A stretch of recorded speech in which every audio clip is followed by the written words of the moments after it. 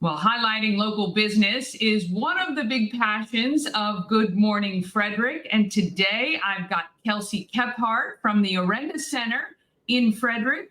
I have actually worked with some of the people at the Orenda Center with a clothing donation not too long ago. But why don't you tell us a little bit, as the executive director and one of the founders, why the Orenda Center was started and why it's important for this community? So we started the Orenda Center almost 5 years ago, and we had a passion for being able to serve underserved populations in our community and giving them quality treatment. Um, One of our big things is trying to kind of think outside of the box, and that's kind of where our wellness perspective comes in. We try to, incorporate various forms of treatment in the client's recovery process. So we do substance use, and we also do mental health, which is really nice because our clients are able to get a full continuum of care while they're with us.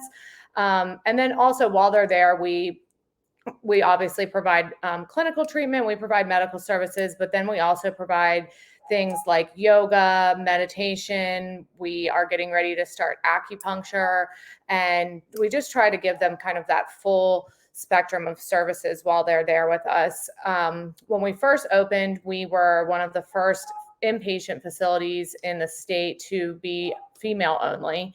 And for the first few years, we had our women's only inpatient and our outpatient services. Now we do have a male only inpatient treatment center as well. So Okay. it's nice because they get to actually, focus on themselves and Yeah. get away from distractions. Well, we all know living in any community, the more that we can do to assist people who are struggling, the better the community is. So it is appreciated what you guys, the task that you have at hand. Was there any particular, I mean, I guess like in the starting of this, I mean, I don't even know how many different programs are available in the area, but, I guess a little bit about kind of what your goals are and growth opportunities, which is unfortunate, but that might be existing. So we just continue to try and provide our clients with compassionate care. That's a big thing for us. When we're hiring, we try to make sure that all of our employees have the same vision as we do, which is to genuinely care for the clients, enjoy doing what they do, so that the clients feel loved. A lot of these people that come into treatment, have been abandoned by their families. They have not felt love in a long time. So that's one of our big things. Sure. As far as growing and expanding, it's been kind of as the need arises. We, like Hmm. I said, started with the women's only, and we had our outpatient where we did serve men, women, and adolescents. And there was always the question, why don't you have anything for men? So Right. we got into that space kind of through seeing that there was a need and that there were requests for that. We got a contract with Frederick County Public Schools for mental health services for the youngsters, and that was something that came as a need. They were Sure. very low on therapists that were able to come into the schools and provide therapy. So we're kind of, we don't have something specific right now in mind as far as what we're going to do next. Yeah. But we just, we want to just continue to be able to help people. Sure. What do you see as the biggest challenge for you? I guess maybe as an industry or you in particular, are there any challenges that, have made it, you know, that you've addressed for the year or since you've opened? I think one of our biggest challenges is that there's a lack of residential mental health treatment. So we have a lot of clients that come to us that have more severe mental health concerns that are not like actively suicidal or actively homicidal. So they don't qualify for going into the hospital and getting admitted to a psychiatric unit. And there's not really a place for those people to go. That's definitely one of our Yeah. biggest struggles. And it's been difficult, and it's something that we've kind of like learned to work with, but there is a Sure. major need for that.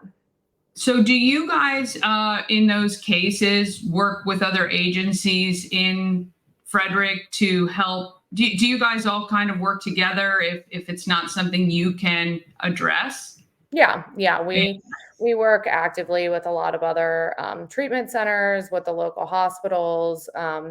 Yeah. Trying to collaborate and do what we can. There's just really not a lot in that space, especially for clients that have Medicaid. That is Yeah. primarily what we serve. Right. As far as like age range, I'm really happy to hear that you are working with FCPS. I know,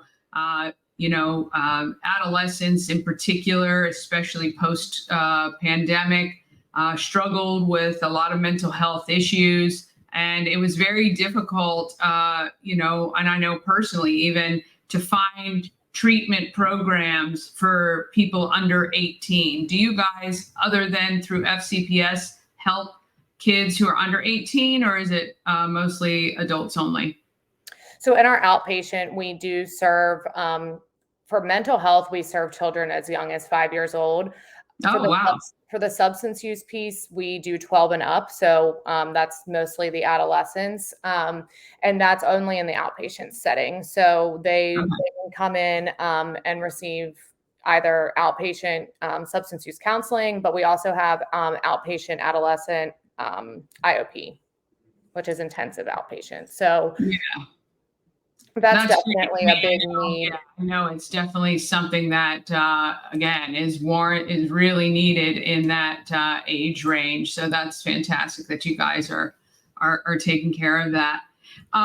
If for those of us in the community, like what help can we provide as community members to assist to make what you're doing a little bit easier, or is there any assistance that you guys need? I mean, us specifically, I don't think there's, a need necessarily for our organization, but I think as a whole, the community just becoming more educated on substance use, knowing what to look for so that we can, get more early intervention rather than people coming to us once it's far too late.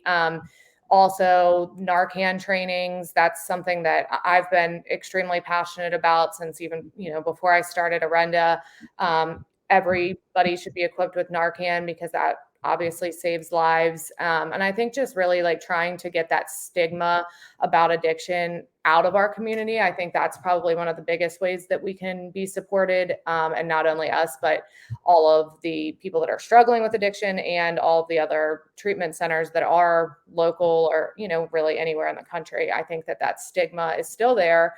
Unfortunately, it's definitely gotten a lot better because so many people have been affected by someone that they love struggling with substance use. But I think that learning about addiction and understanding that it could happen to anybody is really important. For sure. And I do like how I didn't even realize this till I was on your website, but the definition of Orenda is a force present in all people that empowers them to affect change in their own lives. I love that because obviously it kind of, I guess, says you're still in control, even though you might feel out of control, that it is something that you have the power, people have the power to change.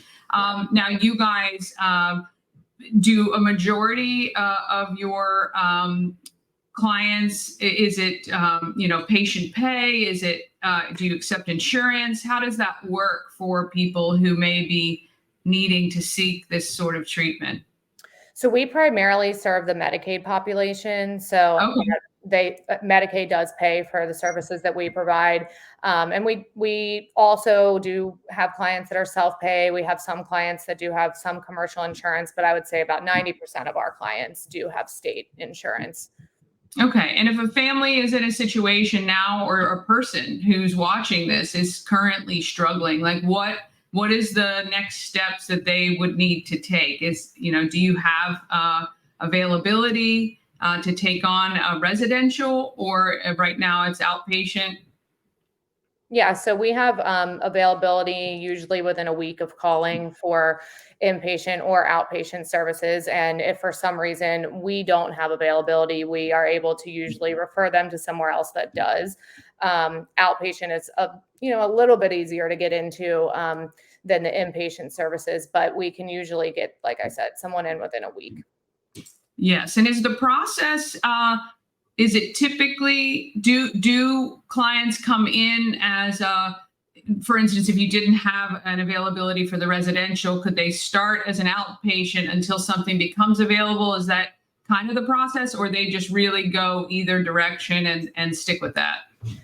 So they could do that, just depending on the severity of what's going on. If somebody's like Sure. extremely unstable, then we would obviously not recommend that. And Yeah. a lot of times, what we do in those situations, like where someone's waiting for a bed to get in, is either refer them to a higher level of care, like a detox, or refer them to the hospital.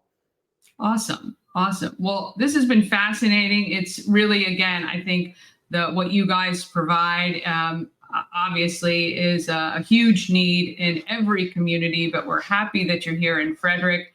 And, we look forward to more great things that you guys are doing. And we appreciate the time you took with me today.